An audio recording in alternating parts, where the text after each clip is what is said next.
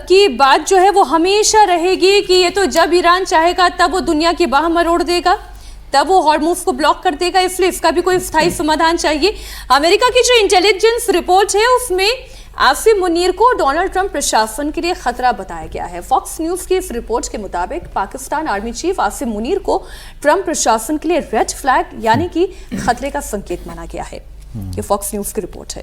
मुनीर के ईरान के टॉप सैन्य अधिकारियों के साथ पुराने रिश्ते हैं, अमेरिकी हितों के लिए वो खतरा पैदा कर सकते हैं। मुनीर के करीबी संपर्क में रहने वालों में कुड्स फोर्स के कमांडर कासिम सुलेमानी और IRGC के कमांडर हुसैन सलामी जैसे कमांडर भी थे।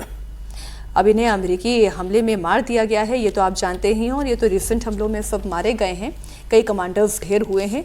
लेकिन ये जो कनेक्शन है प्रोफेसर त्रिपाठी जी, ये तो अमेरिका की चिंता बढ़ा सकता है। लेकिन अमेरिका ने तो पहले से इसे असेस कर लिया होगा, उनके पास तो इन्फॉर्मेशन पहले से होगी।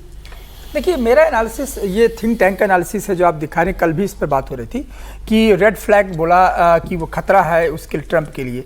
आखिर मुझे समझ में नहीं आता कि आखिर क्यों खतरा होगा। नहीं, खतरा नहीं हो सकता, इसलिए क्योंकि सब कुछ आज मुनीर को सब कुछ अमेरिका दे रहा है। उसको इस पूरे वॉर जोन में एक थिएटर के रूप में सामने लाया कि देखो तुम पीस टॉक कर रहे हो, तुम एशिया में एक ऐसे मीडिएटर के रूप में सामने आ रहे हो, तुम मेरे लाडले हो। तो एक जियोपॉलिटिकल मैपिंग में पाकिस्तान को, अब दुनिया कुछ भी कहे, हम कुछ भी कहे कि ठीक है ये ऐसा है, पाकिस्तान का चरित्र चाल चेहरा ऐसा है, ये हमेशा ऐसे ही करता है, इसे फाइनेंशियल गेन के लिए करता है और करता आया है, इसकी यही आदत रही है। लेकिन सच ये है कि अमेरिका को जानता है कि वो दुस्साहस नहीं है पाकिस्तान के अंदर कि अमेरिका को नाराज कर दे। मुझे नहीं लगता किसी प्रकार का खतरा है। ये जो रिपोर्ट है, ये रिपोर्ट हो सकता है क्योंकि वो इसलिए क्योंकि इनफ्रिंज एलिमेंट पाकिस्तान के अंदर बहुत है, सत्ता के केंद्र बहुत है। एक क्विक राउंड ऑफ डिस्कशन पर मिले जाओ, आपका छोटा सा इंटरवेंशन। हाँ, इसमें देखिए, अमेरिका को पता है कि मुनीर के अच्छे लिंक्स हैं IRGC के साथ टॉप लेवल तक, सुलेमानी से, तभी तो उन्होंने इनको हायर नहीं किया, तो इनको इनकरेज किया कि आप जाके बातचीत करो।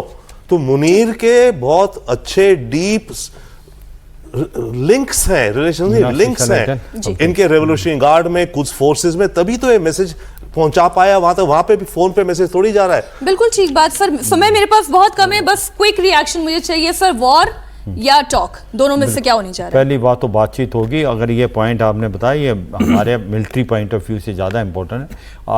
ये क्यों कह रहे हैं कि मुनीर के IRGC के साथ रिलेशन है? वो DG ISI और DG MI रह चुका है, उसके रिलेशनशिप IRGC के साथ थे और इसमें कोई शक नहीं। मगर क्या वो रिलेशनशिप का इस्तेमाल करके नेगेटिव, अमेरिका की नेगेटिव जाएगा? नहीं जाएगा, क्योंकि अमेरिका के साथ पाकिस्तान के बहुत ज़्यादा हित हैं। IMF और वर्ल्ड बैंक से लोन लेना है और उसका नहीं, फाइनेंशियल एक्शन टास्क फोर्स से ग्रे लिस्ट से बाहर रखना है। तो अमेरिका के लिए पाकिस्तान कुछ भी कर सकता है। और ये जो पुरानी बात सोच रहे हैं कि आसिम मुनीर IRGC के काफी कदीमी था, जब DGMI DJI से था, मुझे नहीं लगता उसकी वैल्यू अभी। सर समय बहुत कम है, जस्ट वन वर्ड, वॉर और टॉक।